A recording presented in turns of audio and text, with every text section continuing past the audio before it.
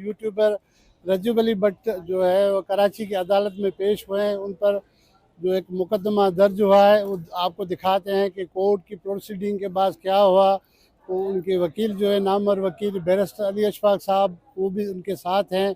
आइए हम आपको कोर्ट की प्रोसीडिंग दिखाते हैं कि आया उनको बेल मिलती है या बेल नहीं मिल के उनको उनको जेल रवाना किया जाता है। आइए आपको दिखाते हैं। आपने रजब अली को यहाँ पर जो है वो एज अ वकील ज्वाइन किया, तो आज कोर्ट में क्या हुआ? मंसूर बुगीरी साहब, अस्सलाम वालेकुम। सबसे पहले thank you very much to the entire Sindh, to the entire Karachi. जिस तरीके से आप लोगों ने यहाँ पे हमें बड़ा फोर्थ कमिंग और ओवरवेलमिंगली जो है वो हॉस्पिटैलिटी की है, उसके लिए बहुत शुक्रिया। दूसरी चीज़ ये है कि आप जानते हैं कि रजब अली भट्ट के ख़िलाफ़ यहाँ पे एक प्राइवेट शख्स ने एक हसास नोयत का तौहीन मज़हब का जो मुकदमा दर्ज कराया है, उसका बतौर कोई भी शहरी जो है वो इस तरह का कोई इख्तियार नहीं है कि जहाँ पे कानून वाज़े हो कि जिस सेक्शन के तहत मुकदमा दर्ज किया है वो है 295A। 295A का जो मुकदमा है उसमें ये बड़ा वाज़े कानून है 196 CRPC code of criminal procedure के तहत कि कोई भी ऐसा मुकदमा फेडरल गवर्नमेंट या प्रोविंशियल गवर्नमेंट की जो सैंक्शन है या अथॉरिटी है या ऑर्डर है उसके बगैर दर्ज नहीं हो सकता। तो हमारे इल्म के मुताबिक और अदालती रिकॉर्ड के मुताबिक और ऑफिशियल रिकॉर्ड के मुताबिक तावक्त कोई एक ऐसी चीज़ जो है वो रिकॉर्ड पे एग्जिस्ट नहीं करती जिसमें हमारे इल्म में ये हो कि फेडरल गवर्नमेंट ने या प्रोविंशियल गवर्नमेंट ने किसी किस्म की कोई सैंक्शन ग्रांट की है इस मुकदमे के इंदराज के लिए। That is the first merit.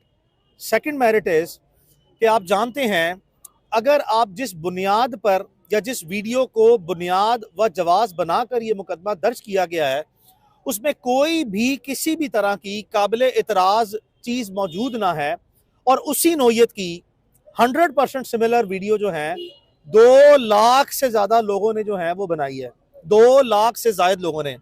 अगर आप उसकी विजिबल रिप्रेजेंटेशन देखें या उस वीडियो का कंटेंट देखें तो it is a silent content जिसके ऊपर अगर किसी वीडियो एडिटर ने एक या एक से ज़ायद मालूम या नामालूम ने कोई वॉइस या इमोजी ऐड की है या उसके ऊपर कोई वॉइस ओवर कोई फ़नी इमोजी ऐड की है, उससे भी किसी भी तरह कोई ऐसी कोई विजिबल रिप्रेजेंटेशन या इंप्रेशन अवेलेबल नहीं है कि खुदा न खास्ता इसको रिलीजियसली किसी भी तरह से किसी भी एंगल से रिडिक्यूल करने की कोई अटेम्प्ट जो है वो ली गई हो। ऐसी कोई चीज़ एग्जिस्ट नहीं करती।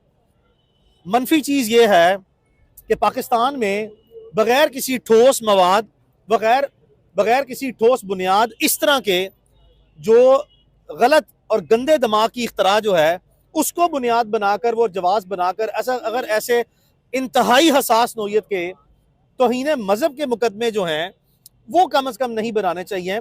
अगर किसी शख्स ने कोई शख्स समझता है कि कोई बाज़ाब्ता तौर पर इस्लामी असूल व शरई कवानीन की बुनियाद पर अगर किसी ने बहुत ही वाज़े तौर पर कोई ऐसे अल्फाज कहे या कोई ऐसा इक़दाम किया जो कि किसी भी तरह किसी भी सेक्ट और किसी भी रिलीजन की कोई भी तौहीन कंसिडर की जा सकती है, उस पर भी हमारे उलमा की वाज़े राय लेने के बाद और जो प्रोविंशियल गवर्नमेंट्स हैं इनके मुत्तहिदा उलमा बोर्ड जो है वो एक फोरम है जिसपे इस तरह के तमाम मामलात जो हैं वो ज़ेरे बहस आते हैं। उस पर by all possible means Islamic teachings और प्रीचिंग्स की बेसिस पे कॉम्प्रीहेंसिव डेलिब्रेशन करने के बाद जो है वो ये तयन किया जाता है कि क्या कोई ऐसी चीज़ खिलाफ मज़हब या किसी भी सेक्ट की कोई भी तौहीन या कंटेम्प्ट इसमें अवेलेबल है, तो फिर जो है उन शरई जो रिलीजियस ओपिनियन है उसको बुनियाद बनाकर गवर्नमेंट जो है वो सैंक्शन जो है वो देती है। इस केस में सरकार की जानिब से कोई इजाज़त दी गई थी?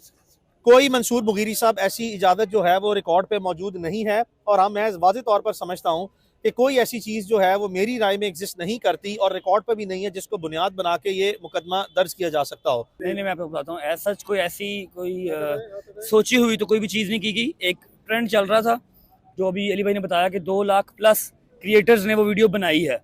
उस 2 लाख के बाद मैंने बनाई और ये वीडियो भी आज से कोई 1.5 साल पहले की है जिसको बना के जिसके ऊपर एफआईआर करवाई गई है। ठीक है, वो तो जब जाएगा कोर्ट ऑफ लॉ में तो हो जाएगा साबित। ऐसा तो कोई चीज़ की ही नहीं है। जो आपने सवाल पहले पूछा डिपोर्टेशन का वो हमने लाहौर में भी क्लियर किया कि डिपोर्टेशन वाली बिल्कुल एक अफवाह है, एक झूठी न्यूज़ है। आई डोंट नो वो कहाँ से उड़ी है, कहाँ से स्टार्ट हुई है, मुझे नहीं पता। मेरा वीज़ा कैंसिल हुआ, जिसको हमने रिवॉक करने के लिए एडमिनिस्ट्रेटिव चैलेंज किया हुआ है ऑलरेडी, वो रिवॉक हो जाएगा इंशाल्लाह।